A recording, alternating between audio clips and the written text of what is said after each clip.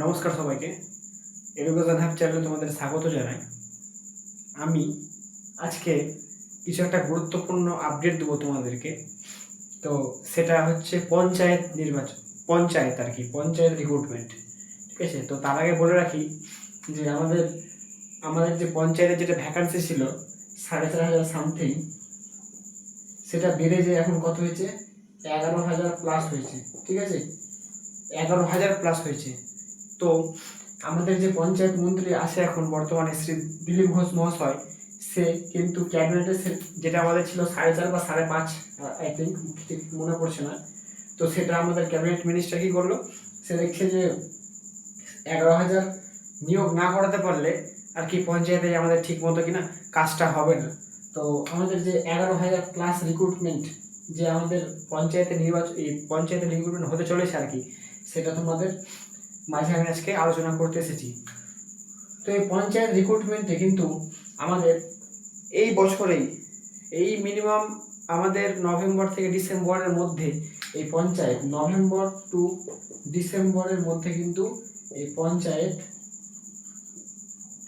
Exam কিন্তু হয়ে যাবে। ঠিক আছে, এই 11,000 শূন্যপদ, দেখো আমি বলছি এই শূন্যপদ কিন্তু অনেক ভালো শূন্যপদ, অনেক বেশি। এবার তোমরা ভাবছো যে পঞ্চায়েত তো ক্লাস 8 পাস থেকে শুরু হবে, খুব সহজ হবে, ব্যাপারটা সেটা না। এখানে কিন্তু তোমার মতন আমার মতন অনেকে বসবে যারা কিন্তু বর্তমানে WBCS, SI, রেল ইত্যাদি পরীক্ষাগুলো দিচ্ছে। এবার আমাদের পরীক্ষার সিলেবাস কিন্তু পুরোটা এক, শুধু কি পঞ্চায়েতে এক্সট্রা কি অ্যাড হয়, বাংলা, বেঙ্গলি, বেঙ্গলিতে কি কারক বিভক্তি, তারপরে তোমার সমাস, এগুলো কিন্তু যুক্ত হয়েছে। তবে আমাদের যেগুলো আর কি পরীক্ষা দিই আমরা, সেগুলোর সিলেবাস এর সঙ্গে কিন্তু একদম ম্যাচ।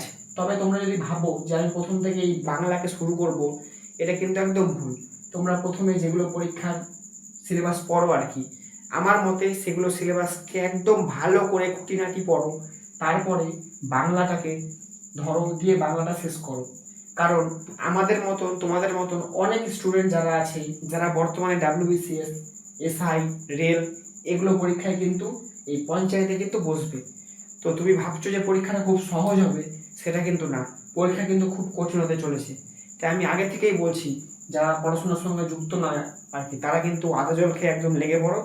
পরীক্ষা কিন্তু তোমাদের এই মাসে, এই বছরের শেষে কিন্তু একটা পরীক্ষা হওয়ার খুব একটা বিরাট সম্ভাবনা আছে।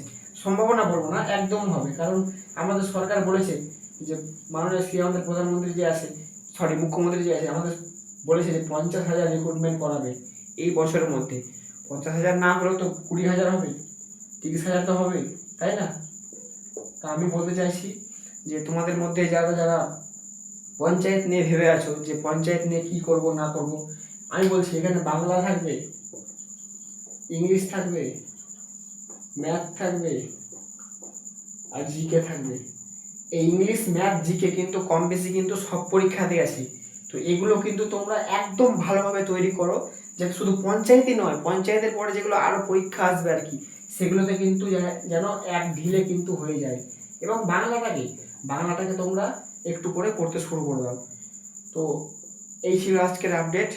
তো পঞ্চায়েত নিয়ে যদি কারো কোনো মনে কিছু ডাউট থাকে, আমাকে কমেন্ট সেকশনে জানাও। আর তোমরা কিন্তু এর প্রিপারেশন কিন্তু খুব ভালো করে নাও, পরীক্ষার কিন্তু কম্পিটিশন কিন্তু খুব মারাত্মক হতে চলেছে।